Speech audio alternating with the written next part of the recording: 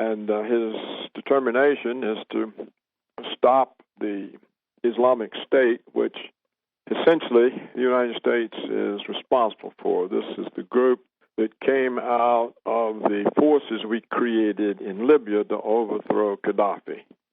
And when Russia blocked the intended Obama invasion of Syria, Obama sent these people to Syria and pretended they were a free Syrian army of oppressed Syrians who were fighting to liberate their country from a dictator who used chemical weapons against his own people. But the United States lost control of them, even though apparently Washington's clandestine operations seemed to still supply them. So basically the Russians have said that they can't tolerate complete, total chaos in the Middle East, and it's going to stop before it engulfs Syria.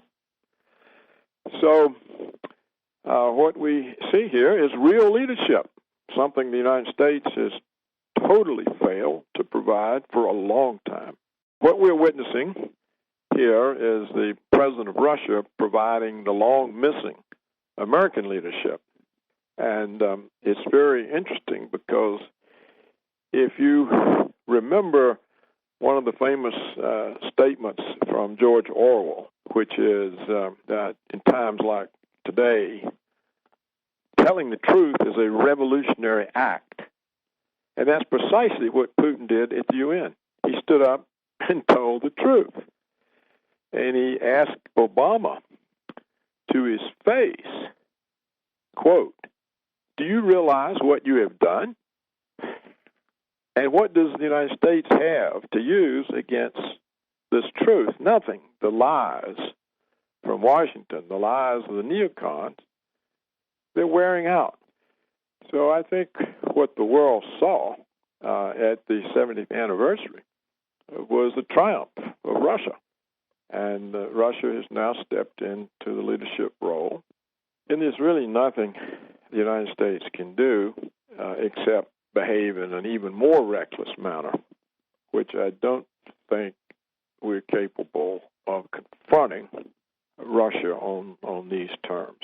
Dr. Roberts, let me ask you this. Now that Putin has stepped in, asserted his hand, and put a stop to the madness, at least for now, where do we go from here? That's what we will learn. The Russian government very quickly supported this. I mean, this all happened amazingly quick. I think this is one of the things that has stunned Washington, is Putin comes to the UN, tells everybody that we can no longer tolerate the state of affairs in the world. And 2 days later, he's out there bombing ISIS.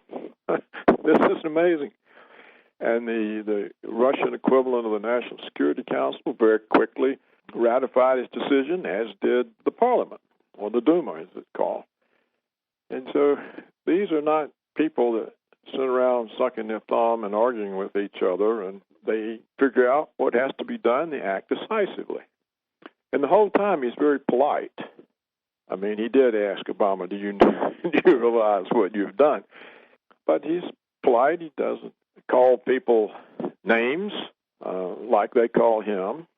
He doesn't threaten them with sanctions, or he doesn't even put reverse sanctions. You know, the Russian response to the sanctions was very mild. It's hurt European agriculture. But he found the least thing to do and did it. He's not provocative, but he's decisive, and he's not going to put up with this anymore. It's not Putin. It's the country.